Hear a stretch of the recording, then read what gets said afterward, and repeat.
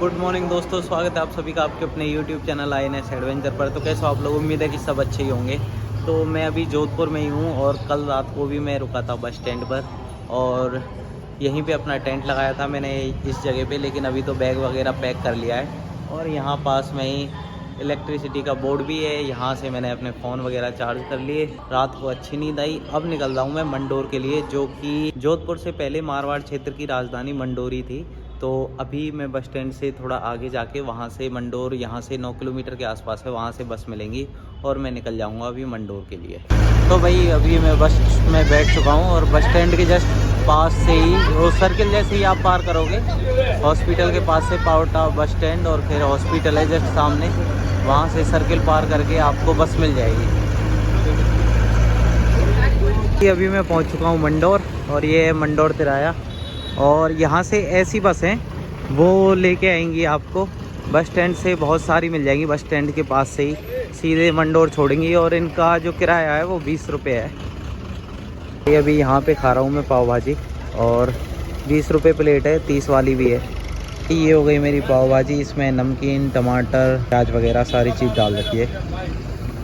तो बस खाता हूँ इसे। अभी मैंने खाई पाव भाजी और उसे खा के अब मैं जा रहा हूँ मंडोर उद्यान की तरफ। और जो मेरा बड़ा वाला बैग था वही मैंने दुकान पे रख दिया है, जिनके यहाँ पे पाव भाजी खाई थी। तो चलता हूँ अंदर की तरफ और बैग तो जाते समय ले जाऊँगा। ये मेरी एंट्री हो चुकी है मंडोर उद्यान में। देखता हूँ यहाँ की टिकट वगैरह लगती है या ऐसे ही है। अगर लगती होगी तो बता दूँगा आपको। वो सामने की तरफ एंट्री गेट और यहाँ पे पार्किंग वगैरह बनी हुई है। यहाँ मंडोर उद्यान में क्या क्या देखने को मिलेगा। हिस्टोरिकल प्लेस, ऐतिहासिक प्लेस, यहाँ तो अजीत पोल है, भैरव जी मंदिर है, देवताओं की साल है, संग्रहालय म्यूजियम है, एक थम्बा महल है और देवल, नागदड़ी बांध और पुराना मंडोर किला।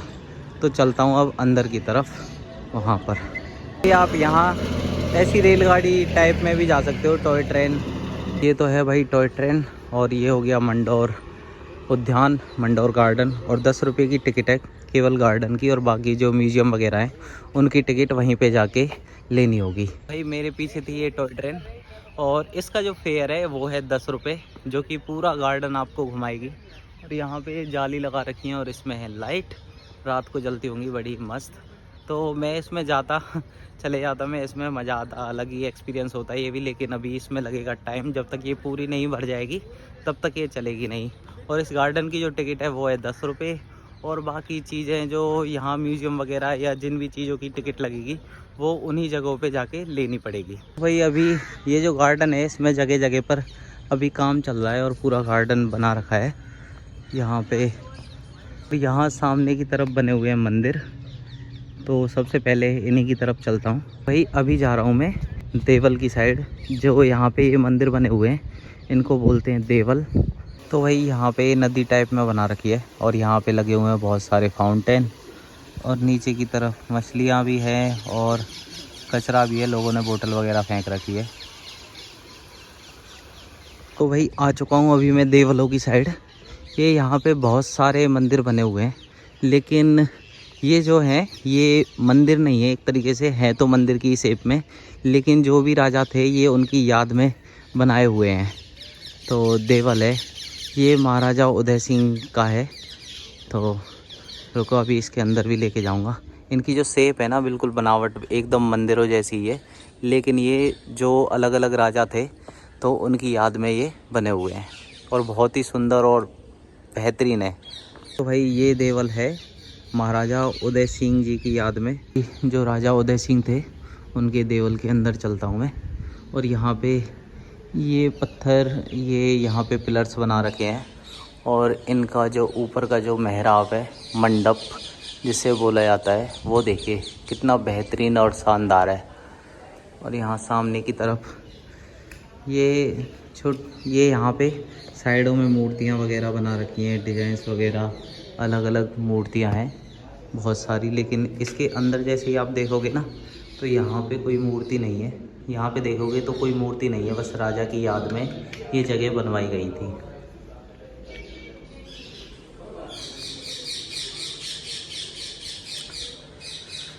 और वहाँ पे उधर की साइड में ये बहुत सारे हैं, उधर भी लेके चलूँगा। और यहाँ पे लेकिन इनकी जो नक्काशी कारीगरी है वो देखिए एकदम बेहतरीन, पुराने टाइम के जो मंदिर रहते थे उसी टाइम के। एक देवल ये है, ये बना है महाराजा राव मालदेव जी की याद में। तो चलो अंदर से थोड़ा दिखा देता हूँ। ये यहाँ का इसका तो मंडप ये टूटा हुआ है, जैसे वहाँ पे ये पूरा आगे का हिस्सा है ना, तो इसमें भी बना हुआ था लेकिन ये टूटा हुआ है। और ये हो गया इसका एरिया। जैसे आप देखोगे यहाँ पे तो अंदर कोई मूर्ति वगैरह यहाँ पे कुछ भी नहीं है, बस ये खाली एरिया है। और अंदर की तरफ का एरिया ये हो गया।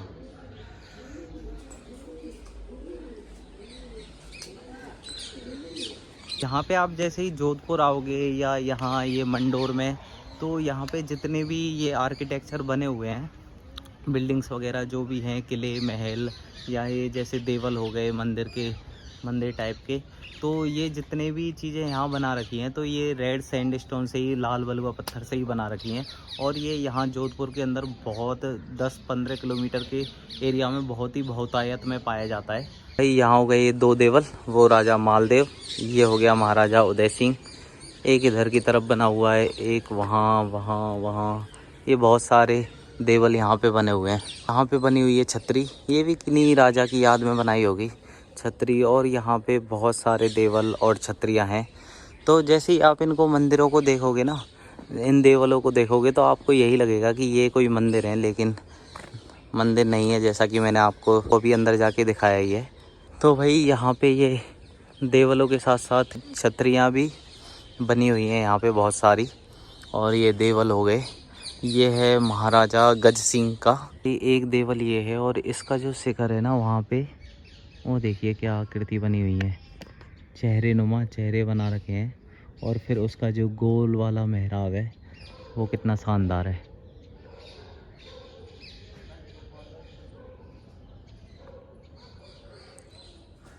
भाई ये बड़ा वाला देवल था, ये तो है महाराज अजीत सिंह का। और ये वाला जो देवल आप देख रहे हो ये सबसे बड़ा है, यह इसकी 2 मंजिला इमारत है और इसका शिखर भी सबसे बड़ा है। तो भाई ये समाधि स्थल है महाराजा अजीत सिंह की। और इनके यहाँ दोनों साइडों में देवताओं की मूर्ति बनी हुई है। चलते हैं ऊपर। और भाई ये वाला जो देवल है सबसे बेहतरीन और सबसे ज़्यादा नक्काशी और डिज़ाइन पिलर्स और सबसे बड़ा जो है वो यही है। वहाँ पे अलग अलग देवताओं की मूर्ति है। वहाँ पे वो वाली आप देखोगे तो वो कृष्ण भगवान की है वो वाली वहाँ पे, और बाकी अलग अलग देवी देवताओं की है।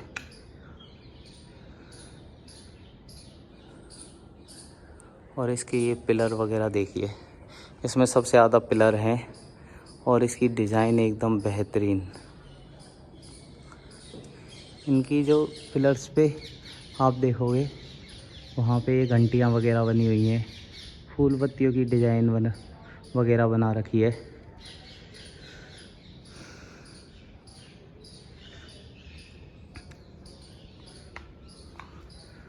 और वहाँ ऊपर की तरफ जैसे आप देखोगे तो यहाँ पे अलग अलग देवी देवताओं की है। वहाँ पे भगवान भोलेनाथ और माता पार्वती हैं साथ में, और बाकी के अलग अलग देवी देवता हैं। और यहाँ पे भी गणेश जी हैं चौखट पे, और बाकी के फिर वहाँ पे अलग अलग देवी देवता हैं।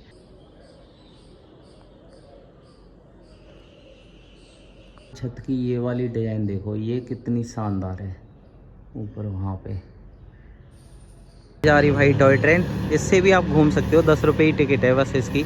ये यहाँ पे देवलों के पास ही फाउंटेन वगैरह लगा रखे हैं और यहीं पे हो रहे हैं कमल के फूल, बहुत ही प्यारे सुंदर।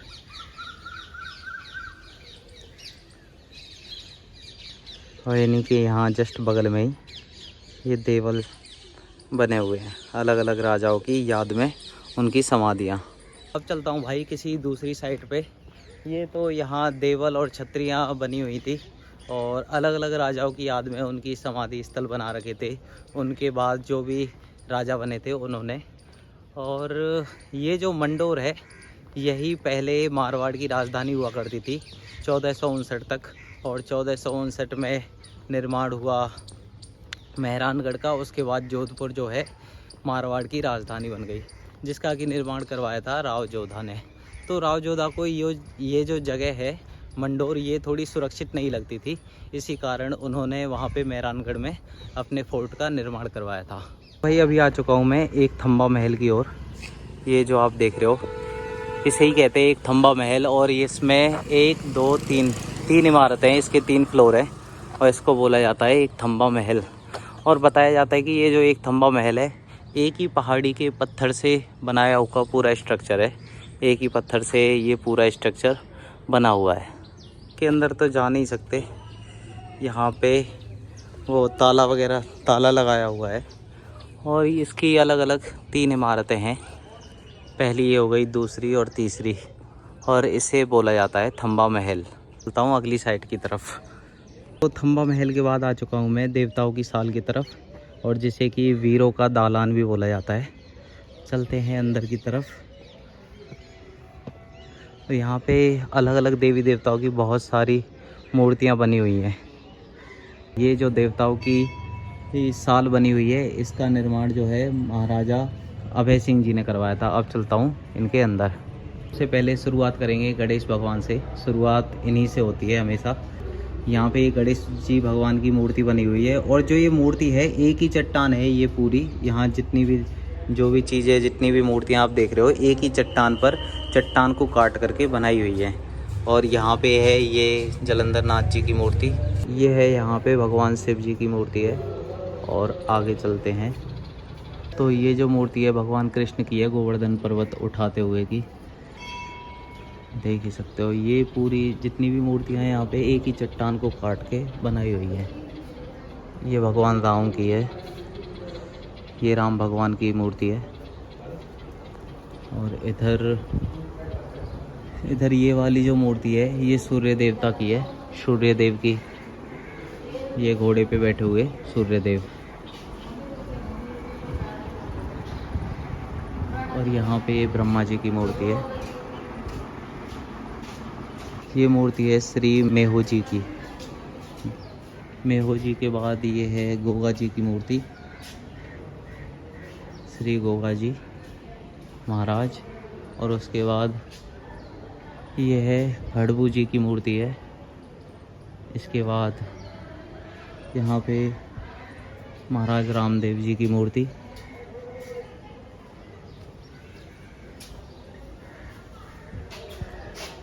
ये बाबू जी की मूर्ति हो गई।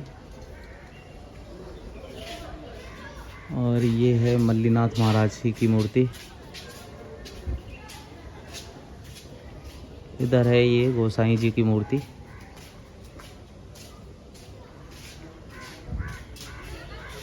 और ये है महिषासुर मर्दिनी माता भगवती की मूर्ति है। और ये लास्ट में है चामुंडा माता की मूर्ति। ये थी देवताओं की साल। यहाँ पे अलग अलग देवताओं की मूर्तियाँ बनी हुई हैं, और इनका निर्माण करवाया था महाराजा अभय सिंह जी ने। तो अब चलता हूँ मैं, इसी के बगल में जस्ट भैरव बाबा के मंदिर हैं, जिनका कि निर्माण करवाया था महाराजा अजीत सिंह ने। तो ये जो मूर्तियाँ बनी हुई हैं, ये पहले एक ही चट्टान थी, इसके पीछे चट्टान है, और उसी पे उन्हीं को काट करके ये मूर्तियाँ बनाई गई हैं।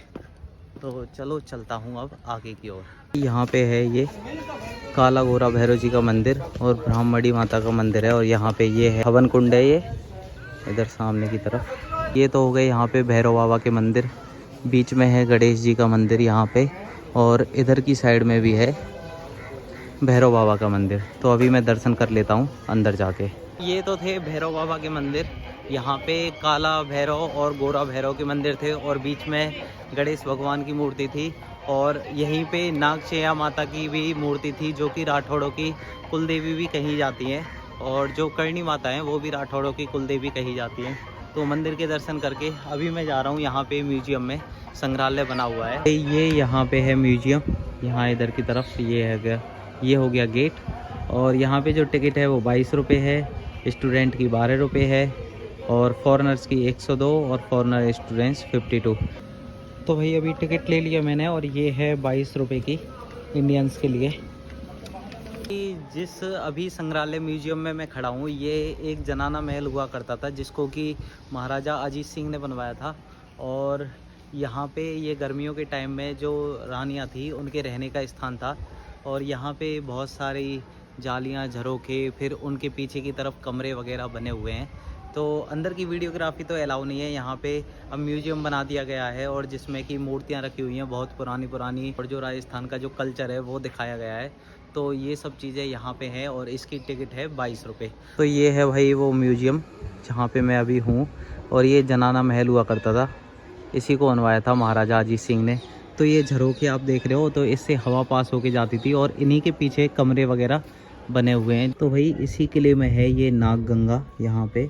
और वहाँ से आप देख रहे हो तो इसमें लगातार पानी निकलते रहता है, चाहे कितना भी अकाल पड़े, बारिश हो या ना हो, लेकिन ये नेचुरल पानी है जो कि इस जगह से निकलता रहता है हमेशा हमेशा।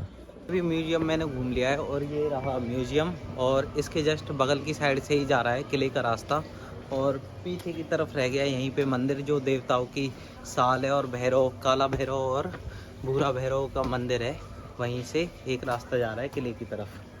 तो जैसे ही आप संग्रहालय से थोड़ा आगे आएंगे तो यहाँ पर सीढ़ियाँ वगैरह बनी हुई हैं किले तक जाने के लिए। तो चलता हूँ अभी मैं किले की तरफ। तो भाई यहाँ नीचे की तरफ तो ये म्यूजियम हो गया, वहाँ एक थंबा महल है, यहाँ पे मंदिर है। और जो वहाँ आप देख रहे हो सामने की तरफ, वो है जो देवल, जो अलग अलग राजाओं की याद में बनाए गए हैं। और यहीं से ये म्यूजियम के इस रास्ते से होते हुए, यहाँ से होते हुए ये जा रहा है किले का रास्ता। और सामने की तरफ वहाँ आप देख रहे हो वो है किला, मंडोर किला जिसे कहा जाता है। अभी तो ये पूरा किला जो है वो पूरा खंडर हुआ पड़ा है, यहाँ पे कुछ भी नहीं है।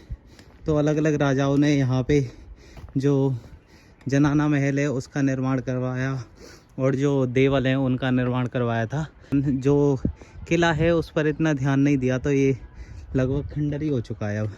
यहाँ पे ये बावड़ी हुआ करती थी पहले, इसका अभी रिपेयरिंग का काम चल रहा है। अब चलता हूँ वहाँ सामने किले की तरफ, यहाँ से ओके है रास्ता।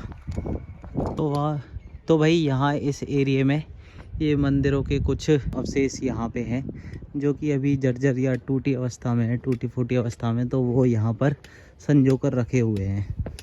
तो ये जो मंदिर है वो है नाहर सिंह जी का मंदिर। अंदर की तरफ चलते हैं।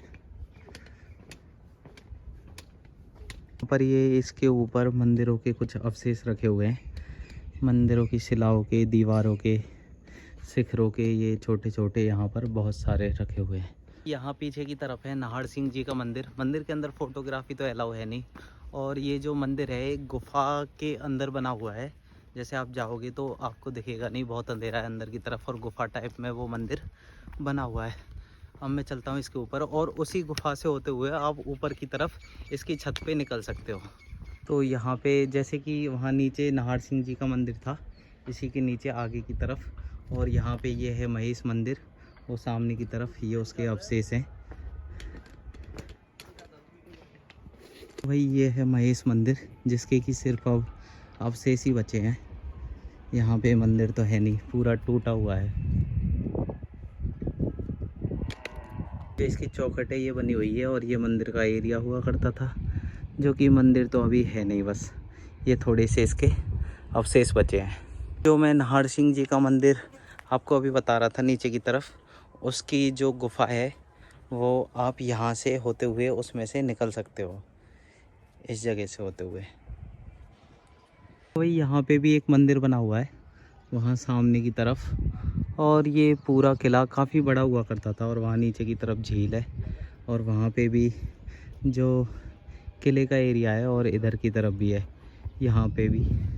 लेकिन ज़्यादातर क्या है, लगभग पूरा जो किला है वो खंडर में ही तब्दील हो चुका है। तो ये पूरा एरिया जो यहाँ पे इस किले का है ये पूरा खंडर में बदल चुका है।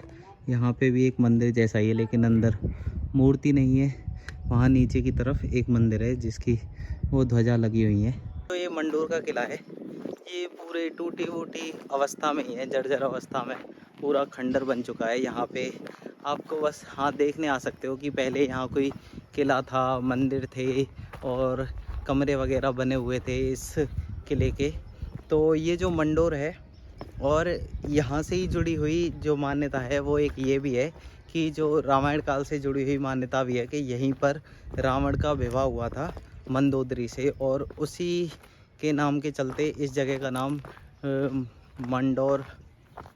मंडोर पड़ा या मांडवर। और एक कथा ये भी है कि यहाँ एक मांडव ऋषि रहते थे, उनके नाम पर इस जगह का नाम पड़ा। यहाँ पे एक मंदिर है जो कि ये मंदिर है चामुंडा माता का।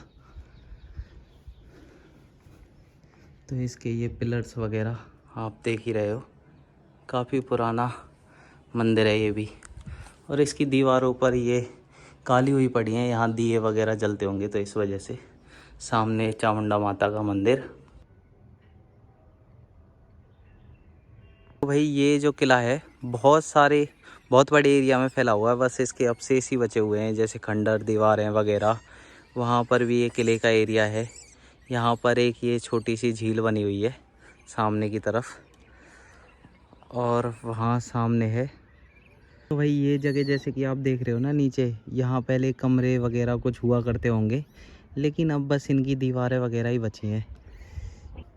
तो वही मंडोर किला घूमने के बाद ऐसे तो बहुत सारे खंडर यहाँ पे बने हुए हैं, पूरा तो नहीं घूमा है, लेकिन जिन जिन जगहों पे जा सकता था वहाँ गया हूँ। तो ये मंडोर पहले मारवाड़ की राजधानी हुआ करता था, और एक शिलालेख प्राप्त हुआ था जिसमें विक्रम संवत वो 1894 के आसपास का है, जिसमें वो शिलालेख था।